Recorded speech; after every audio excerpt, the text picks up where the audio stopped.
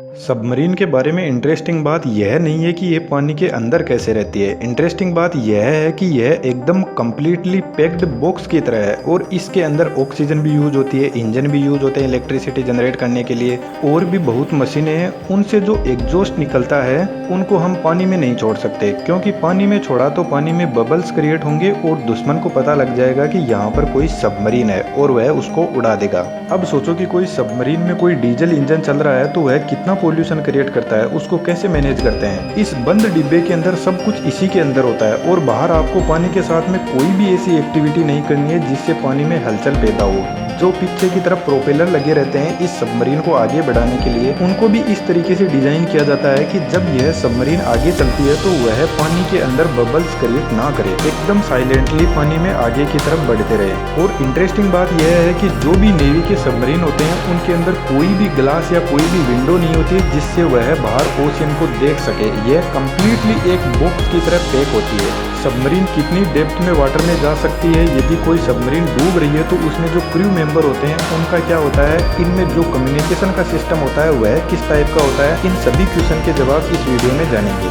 इस सबमरीन के बारे में एक एक फैक्ट लेते हैं और उनको सोल्व करते हैं और आगे बढ़ते हैं। सबसे फर्स्ट फैक्ट है सबमरीन पानी के अंदर कैसे जाता है। सबमरीन से बाहरी ओशियन के अंदर बड़े बड़े शिप होते हैं, वह तो नहीं डूबते, वह तो कितना सारा वजन लेकर सरफेस पर आराम से चलते हैं। तो फिर यह सबमरीन कैसे पानी के अंदर डूब कर जाता है, पहले इसे आसान भाषा में समझते हैं। इस सबमरीन के अंदर 3 टैंक होते हैं, एक बीच में और एक फ्रंट और एक रियर साइड में। जब पानी में इस सबमरीन को नीचे जाना होता है तो यह जो बीच का टैंक होता है इसके अंदर पानी भर दिया जाता है, तो सबमरीन की डेंसिटी वाटर की डेंसिटी से ज्यादा हो जाएगी और सबमरीन आसानी से पानी के अंदर चली जाएगी। और जो आगे पीछे के टैंक है वह सबमरीन को बैलेंस करने के लिए काम में आते हैं। जैसे सबमरीन को पानी के नीचे की तरफ जाना है तो आगे वाले टैंक में पानी भर देंगे और पीछे वाले में खाली कर देंगे, तो यह इसका मुंह नीचे की तरफ हो जाएगा और नीचे की तरफ बढ़ती रहेगी। और जब सबमरीन को सरफेस पर आना होता है तो जो बीच का टैंक है इसके पानी को निकाल दिया जाता है और इसके अंदर कंप्रेस्ड एयर भर दी जाती है, जिससे सबमरीन हल्की हो जाती है और ऊपर की तरफ आ जाती है। यह जो 3 टैंक है इनके नाम आप यहाँ पर देख सकते हो। टेक्निकल लैंग्वेज में जो बीच का टैंक है उसको बालास्ट टैंक बोलते हैं और आगे पीछे के टैंक को रियर ट्रिम और फॉरवर्ड ट्रिम टैंक बोलते हैं। आगे फैक्ट नंबर 2 पर चलते हैं, जो बहुत ही इंटरेस्टिंग है कि सबमरीन कितनी गहराई में पानी में जा सकती है।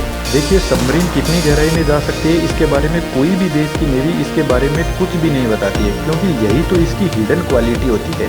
जब सबमरीन को किसी पर अटैक करना होता है तो वह पानी में कौन सी जगह पर है इसके बारे में दुश्मन को ज्यादा जानकारी ना हो, यही बेहतर रहता है। लेकिन इंटरेस्टिंग यहाँ पर यह है कि यदि हम ओशियन को डेप्थ के अकॉर्डिंग डिवाइड कर दे तो यह सबमरीन का एरिया होता है कि कौन से एरिया में यह सबमरीन काम करेगी और कौन से एरिया से यह अटैक करेगी। टेस्ट डेप्थ वह एरिया है जिसमें सबमरीन अपने नॉर्मल ऑपरेशन को परफॉर्म करती है नॉर्मल कंडीशन के अंदर। इसके बाद यदि और डेप्थ में जाए तो आती है ऑपरेटिंग डेप्थ। इस एरिया में सबमरीन अपने जो भी ऑपरेशन है वह अच्छे से परफॉर्म कर सकती है। जब कोई वार होती है तो इस एरिया से सबमरीन को ऑपरेट किया जाता है। एक तरीके से ऐसा कहा जा सकता है कि सबमरीन की जो पानी में डेप्थ में जाने की कैपेसिटी होती है उसमें से इस ऑपरेटिंग डेप्थ के अंदर यह सबमरीन सही से काम करती है, अपने पूरे ऑपरेशन को अच्छे से परफॉर्म कर सकती है। लेकिन यदि सबमरीन इसके आगे और चली गई पानी की डेप्थ में तो इस एरिया को क्रश डेप्थ बोलते हैं। यहाँ पर सबमरीन के साथ में कुछ भी हो सकता है, क्योंकि अब सबमरीन डूबने की कंडीशन में आ गई है और इतनी गहराई में सबमरीन पर पानी का प्रेशर इतना ज्यादा होगा कि वह इस प्रेशर को सहन नहीं कर सकती, क्योंकि पूरा का पूरा ओशियन इस सबमरीन को प्रेशराइज कर रहा है पानी से।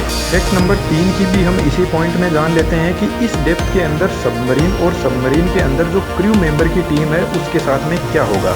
जब यह सबमरीन बहुत गहराई में चली जाएगी यानी क्रश डेप्थ में, तो पानी का प्रेशर इस सबमरीन को उस तरीके से टुकड़ों में तोड़ देगा जिस तरीके से हम किसी गुब्बारे को पकड़कर फोड़ देते हैं। जब सबमरीन अपनी बाउंड्री को क्रॉस करके चली जाती है नीचे की तरफ तो इसमें काम करने वाली जो क्रू मेंबर की टीम है वह भी इस प्रेशर को सहन नहीं कर पाएगी और उनके लंग्स और हार्ट फेल हो जाएंगे और इस प्रेशर की वजह से इस सबमरीन में एक जबरदस्त धमाका होगा और इसके इतने टुकड़े हो जाएंगे कि यदि इसको कोई ढूंढने भी आएगा तो उसको कुछ भी नहीं मिलेगा। तो इस तरीके से जो सबमरीन होती है इसके एरिया में रहकर ही वह अपना काम करती है और वह एक्चुअल में कितनी डेप्थ पर जा सकती है इसके बारे में कोई कंफर्म डेटा किसी के पास में नहीं होता, सिर्फ नेवी के पास में होता है।